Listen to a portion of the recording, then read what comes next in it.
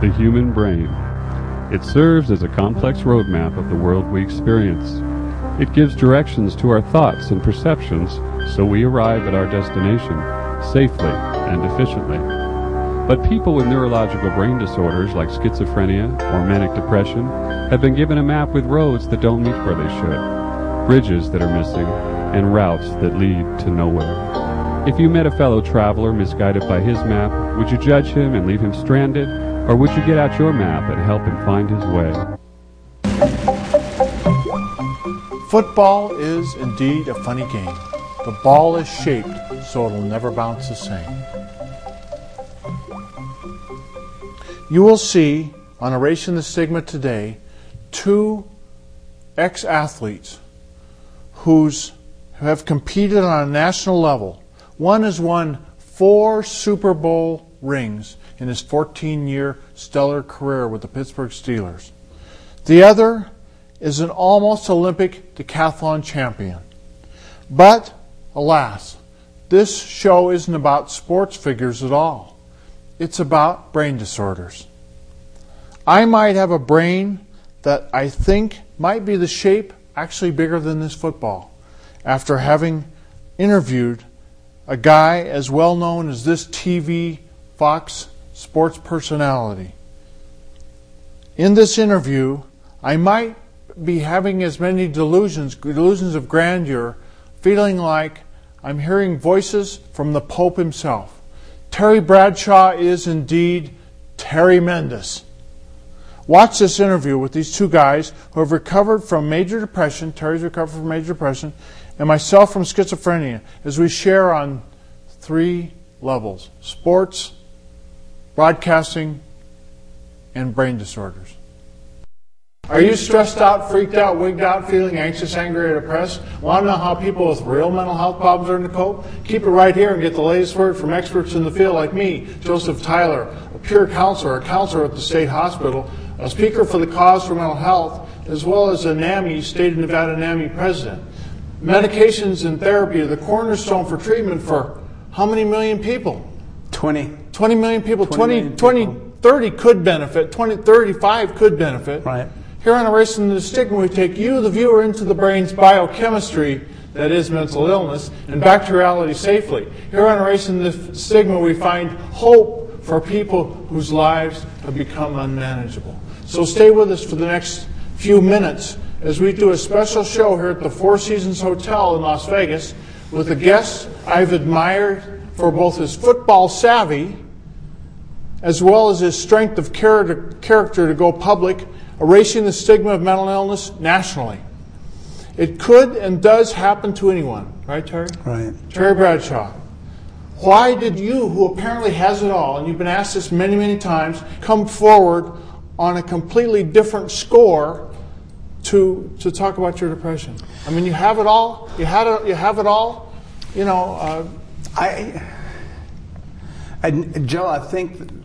Well, I know the reason for it. I felt as though when I was approached by GlaxoSmithKline to go out and do a 3-city tour because they knew I took a drug called Paxil, an antidepressant. And I initially turned them down because I thought that, well, I felt uncomfortable. I didn't want people to laugh and make fun of me because depression is a disease that, for some unknown reason, is extremely scary to our society. There are known 19 million people that are clinically depressed or depressed in America. And that's based on a study of which mostly it's women, because men, frankly, won't go get tested. Won't talk about it. And so probably far greater number than that, and far greater men than women, if truth be known. So I felt as though at the age of 55, I've always taken from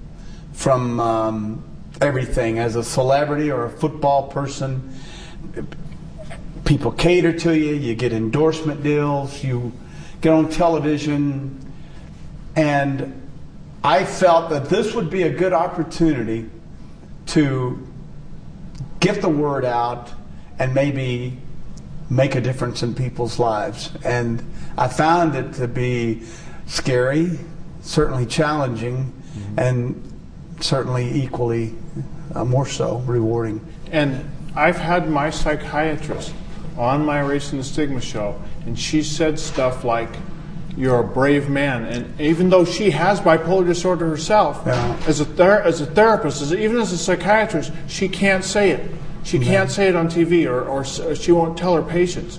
Some she may tell, but she won't tell people because of the stigma. Right. And that's in the own psychiatric profession. Do you want to go? I think what happens. And I've been going public with it forever, well, just about. So I think if you go sit down with a psychiatrist and you're seeking help, and they go, "Look, before we get started, I'm bipolar, I'm clinically depressed," you probably, I see in you, and you go back out the door, never once thinking that that's really the person I want to sit down with.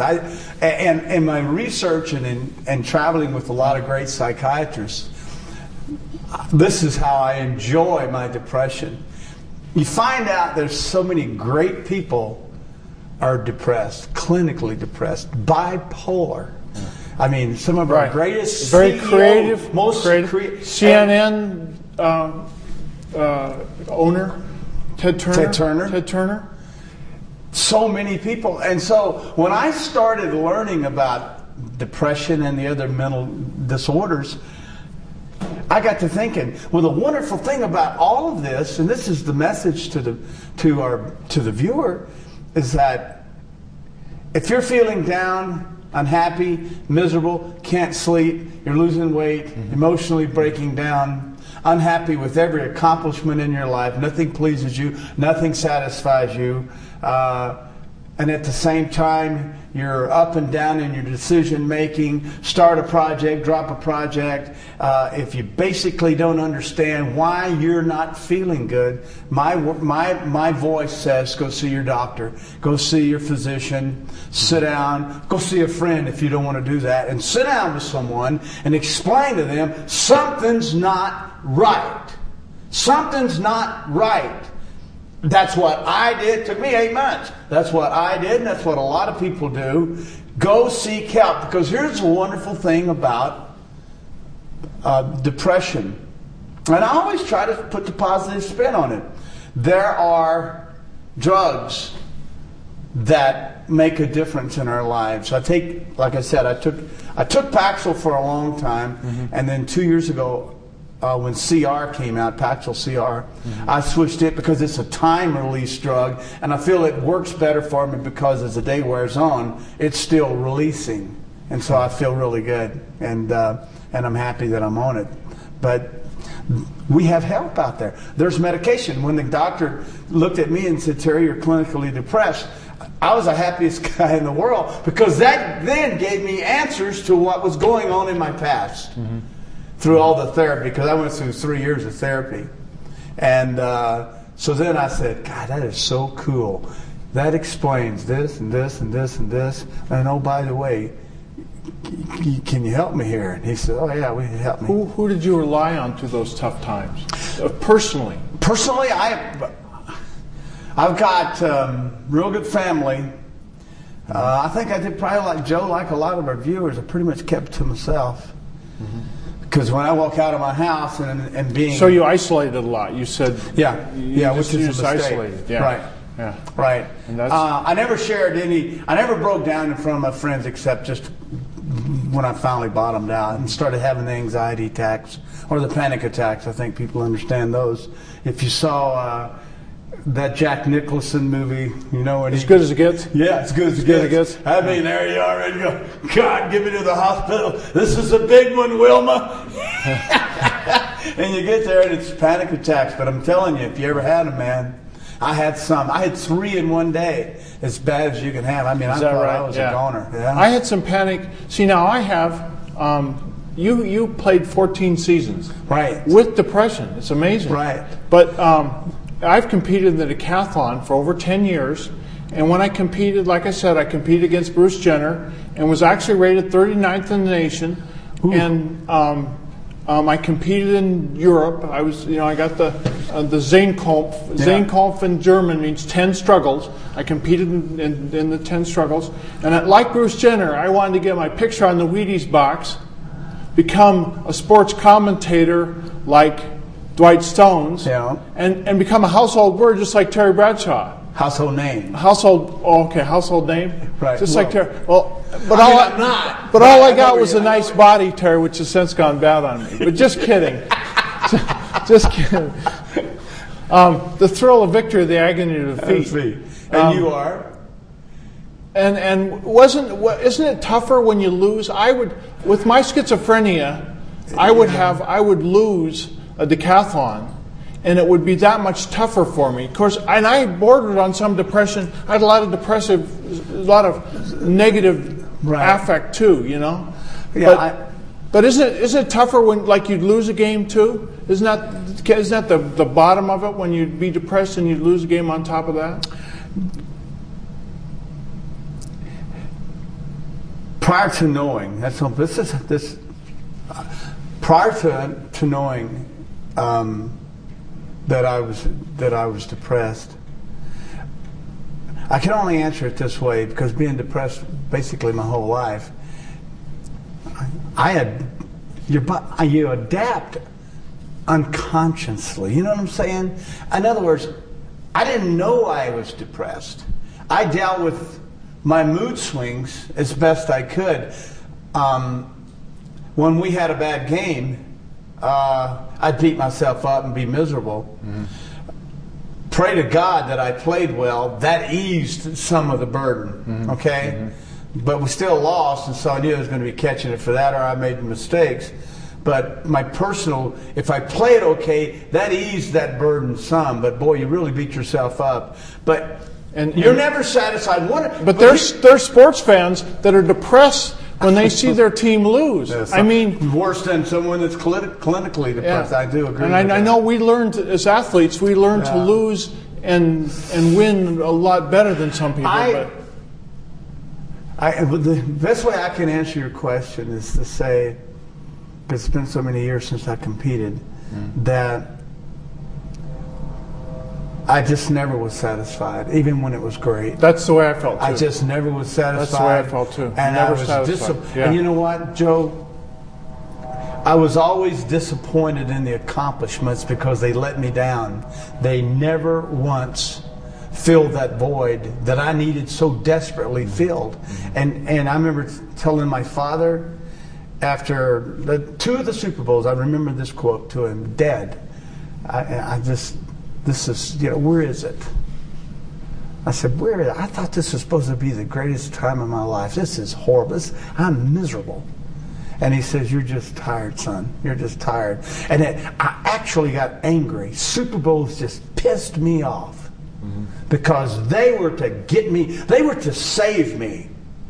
I was looking to be saved. I wanted to be elevated up and feel good about myself. And then to make things worse, people are calling you stupid and dumb and ridiculing you and tearing you down. And the whole time you've got to deal with all of that, lead a football team. And so that when you do accomplish something, you're so angry with all these people that nothing is going to make you happy, and you do things to anger them deliberately.